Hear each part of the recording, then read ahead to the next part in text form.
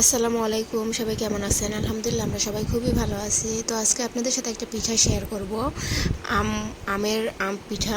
আম দিয়ে কীভাবে পিঠা বানাই সেটা আজকে শেয়ার করব। আমার ভিডিওটা যারা দেখতেছেন ফেসবুক থেকে অবশ্যই লাইক, কমেন্ট, শেয়ার, ফলো দিয়ে দিবেন। আর যারা ইউটিউব থেকে দেখতেছেন তারা অবশ্যই লাইক করবেন, সাবস্ক্রাইব করে বেল আইকনটি বাজিয়ে দেবেন যাতে করে পরবর্তী ভিডিওটা পৌঁছায়। সাবস্ক্রাইব করে রাখবেন।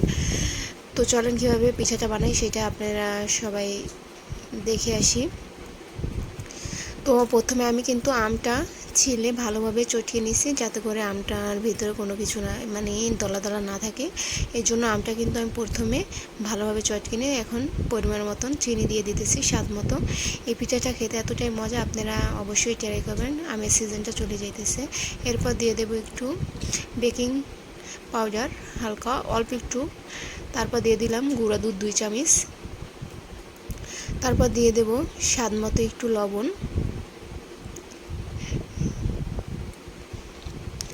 এরপর দিয়ে দিলাম সামান্য একটু ময়দা। ময়দাটা আপনারা দিতেও পারেন, না দিতে পারেন, সমস্যা নেই, তবে আমি একটু দিলাম। এবার দিয়ে দেব চালের গুঁড়া কিছুটা। চালের গুঁড়াটা দিয়ে এবার আমি ভালোভাবে মেখে নেব। ভালোভাবে মাখতে হবে, যতটা কিন্তু সুন্দরভাবে মাখা হবে ততটাই কিন্তু খেতে মজা হবে। এর জন্য ভালোভাবে মাখতে হবে, একটু ভালোভাবে মেখে নিতে হবে। তো আর একটু চালের গুঁড়া দিয়ে দিলাম। এবার আমি দিয়ে দেব জ্বালিয়ে রাখা কাঁচা দুধ।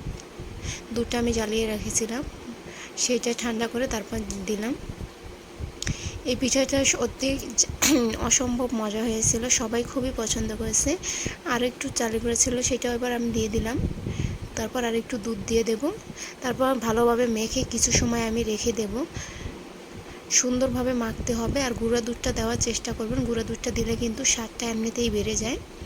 আর চেষ্টা করবেন দুধটা জ্বালিয়ে ঘন করে দেওয়ার জন্য। তো আমি 5 মিনিটের জন্য এভাবে ঢেকে রেখে দেব কিছু সময়ের জন্য। এতে করে পুরো মিশ্রণটা সব ঢুকবে আর অনেক মজা হবে। পারলে আপনারা কিন্তু একটা ডিমও দিতে পারেন, ডিম দিলে আরও বেশি মজা হবে। তো আমি ডিমটা দিইনি। তো দেখেন কিছু সময় পর আমি পিঠাটা ভাজতেছি। এবার আমি পিঠাটা ভালোভাবে ভেজে নেব। এতটাই নরম হয়েছে যে পিঠাটা ফেটে যাইতেছে। ভাজার সময় সব পিঠাগুলো ফেটে গেছে, মানে এতটাই নরম হয়েছিল। তো পিঠাটা এতটা মজা হয়েছে খেতে, আপনারা এইভাবে অবশ্যই একবার বানিয়ে খেয়ে আমাকে বলবেন কেমন হয়েছে। অবশ্যই আপনারা বাসায় একবার ট্রাই করে বলতে পারেন। তো পিঠাটা লাল লাল করে ভেজে নিচ্ছে, এবার আমি নামিয়ে নেব। আমার কাছে এই আমের পিঠাটা, আম বড়াটা অনেক মজা লাগছে। আমার বাচ্চাদেরও খুব ভালো লাগছে। আমার হাজব্যান্ড সবাই, বাসার সবাই খুবই পছন্দ করছে। এবার আমি ছেঁকে একটা টিস্যুর পারে দিয়ে দেবো যাতে করে বাকি যেই তেলগুলো থাকে সেটা টিস্যুতে টেনে নেয়। এইভাবে দিলে কিন্তু তাইলে আর একটুও তেল থাকবে না, পুরো তেলটা টিস্যুতে টেনে নিবে। তো আজকের ভিডিওটা এই পর্যন্ত। সবাই ভালো থাকবেন, আমাদের জন্য দোয়া করবেন। পরবর্তী ভিডিওর জন্য সাবস্ক্রাইব করে ফলো দিয়ে রাখবেন। তো আজকে এই পর্যন্তই। আল্লাহ হাফেজ।